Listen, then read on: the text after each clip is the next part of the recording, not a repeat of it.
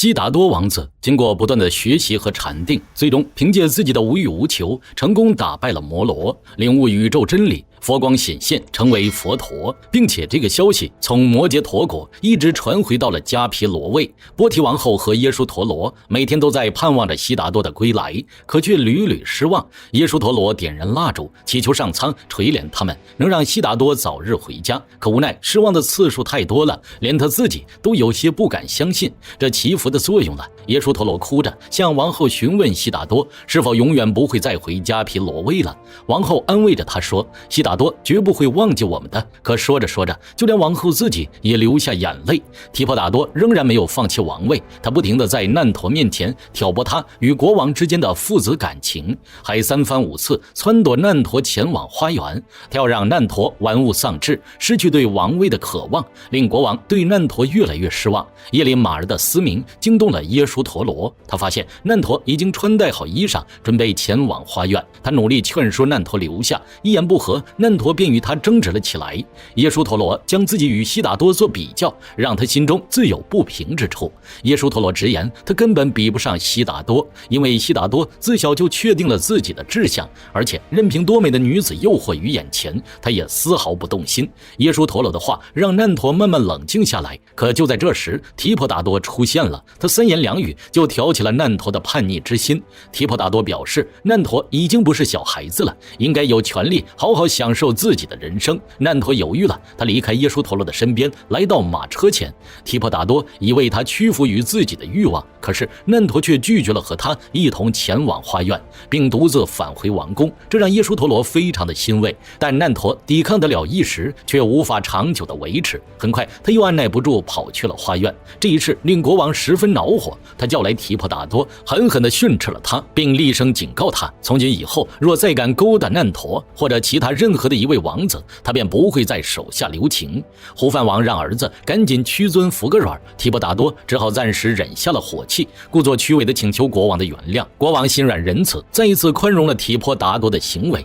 僧团的队伍在摩羯陀国越发壮大，他们每日来到城中乞食，可很快便遭到民众的厌恶。他们大声地斥责僧团年纪轻轻却不干活，只知道四处要饭，百姓们大喊着驱逐他们，比丘们只好垂头丧气地返回。他们向悉达多请示是否可以换一处乞食，悉达多同意了，但他又说道，可让你到其他地方去乞食的理由也会同样跟着你到那里去。僧团里的人愤愤地说起民众对他们的排斥，对此悉达多只是平和地反问道，如果他们用鲜花相迎，你们就满意了吗？也就是说，你们将内心的平静交给他人，外在的因素能动摇你们，也能愉悦你们。此言一出，僧团里的人立马就意识到了自己的错误。悉达多站起来，走到众人面前，他向大家解释道，人们向来不会轻易接受新的事物，你们要打破他们先前的信仰，他们必然不会升起爱意。起初他们嘲笑你们，再施以暴力，而后躲避你们，无视你们，但逐渐的他们会接受你们，你们必须经历这一转变，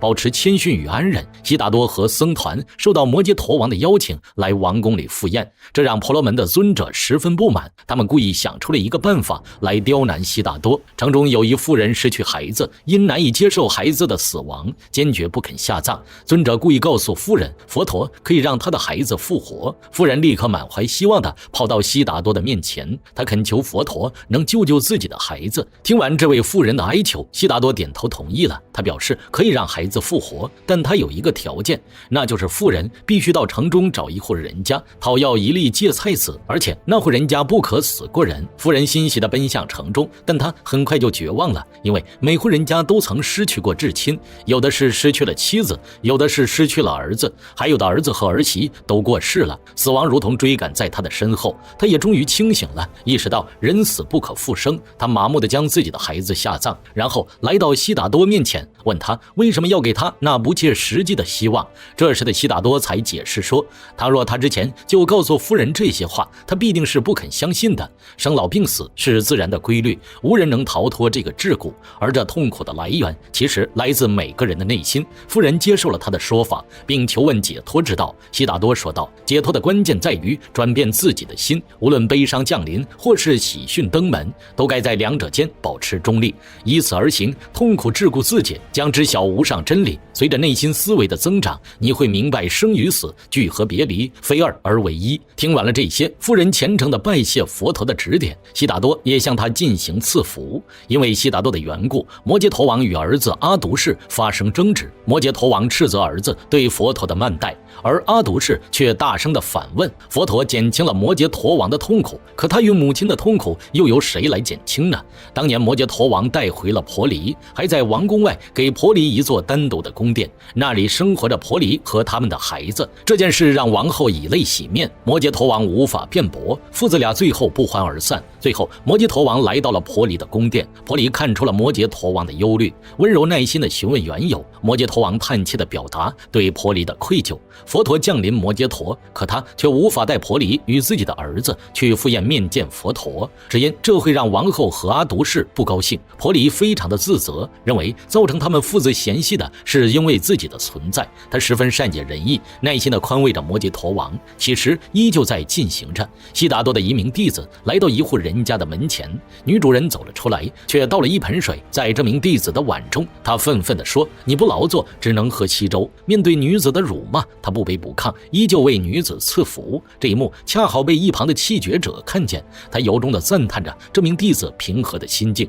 并问道：“那女子对你如此粗鲁，你为什么还要对她赐福呢？”弟子说：“我不算什么，这都是老师对我的教导。”这名弟子提起了自己的导师，气绝者立马询问佛陀有何教导。弟子回忆着佛陀往日的话，对气绝者说：“保持中道，这样既不陷入痛苦，也不醉于欢喜。”气绝者又问：“那中道在何处？”弟子解释道：“释迦牟尼说，每个人都能做到，只需要醒来就会明白这些，那是无上真理之门。世上一切众生都是真理的各种形态，我们以一种形态出现，然后以另一种形式消失。”这些话语如同佛音，让气绝者痴迷其中。他请求这名弟子再多说一些，然后又忍不住问佛陀是否会收自己做弟子。在对方给予肯定的答复后，气绝者兴高采烈地回到静修林，他急切又兴奋地与同门分享这一切，并说自己想要去拜佛陀为师。这一提议感召了众人，他们纷纷应和。可其中一位气绝者发问：若是他们都走了，这静修林该怎么办？经过商议，他们决定先征求老师的同意，若是老师不允许，他们便不去了。他们来到老师的草屋内，并向老师说出内心的想法。一听到所有的人都想离开，老师也感到非常诧异，但他很快镇定下来，并用掌管这片静修林来诱惑他们。可他们依旧不为所动，并再次请求离去。面对他们如此坚决的意志，老师只得退让，应允了他们的要求，并为他们赐福。众人一同来到悉达多这里，并成为比丘。剃发后，他们迫不及待地向悉达多提出问题：禅定能让他们得到什么？悉达多却回答说什么都不能得到。他们诧异且震惊，这与他们一直以来遵守并相信的东西相违背。悉达多说道：脱离嗔怒，远离悲伤，无忧亦无恐惧，不惧衰老，而后战胜死亡。我的比丘们，我所重视的是一切正行。林中起火，为了持续燃烧，火焰会吞噬沿途所有的植物，吞噬的越多，火苗则燃烧的越旺盛。而恶行亦是如此，愤怒、焦虑、贪婪、恐惧利用我们的燃料不停地燃烧，仇恨与贪婪之火永不会止息，直到我们脱离轮回。假如有人只着眼于物质享受，在生活中尽力获取更多的财物，而他的内心却在反复的纠缠中越陷越深，永不满足，心有戚戚，日夜不得安寝。但如果有人能斩断这些束缚，那他既不用担忧未来，也不承受过去的负担，平衡自我，专注于生命的当下，手持中道，最终体会到这世间真正的喜悦。随后悉达多带领众弟子进入禅定。摩羯陀王并不知道阿独士独自来到迦毗罗卫国。阿独士在被国王正式接见前，与提婆达多在偏殿休息畅谈。两个人骨子里都有煞血的一面，有着说不完的话。他们勇武，他们渴望权力，可谓是相见恨晚。国王召见阿独士，他走到大殿中，直言迦毗罗卫的王储悉达多给摩羯陀带来了麻烦。因为佛陀的传道，摩羯陀越来越多的人都纷纷加入僧团，他们不劳作，整日去乞讨，这导致摩羯陀国的兵力流失。话锋一转，阿独士趁机机提出要求，他要将驻守在迦毗罗卫的大军带回摩羯陀国。这支军队是当初为了建立商道、促进贸易时，摩羯陀王特意留下的，目的便是震慑居萨罗国，防止对方入侵迦毗罗卫。如今阿独士强行撤回兵力，迦毗罗卫恐怕无力对付居萨罗国。净饭王忧心忡忡，不知该如何是好。就在此时，提婆达多突然站了起来，说自己定能说服阿独士王储留下军队。可当提婆达多见到阿独士时，却与他一起谋划了另外一件事，两个人的目标是一致的，那便是王位。提婆达多劝说阿独士留下大部分的军队，然后再将提婆达多的自己人混入返回摩羯陀国的军队中，找准时机，然后刺杀摩羯陀王。等阿独士登上王位，再反过来帮助提婆达多坐稳迦毗罗卫的国王之位。面对这诱人的提议，阿独士不假思索地同意了。接下来，迦毗罗国和摩羯陀的命运将会如何呢？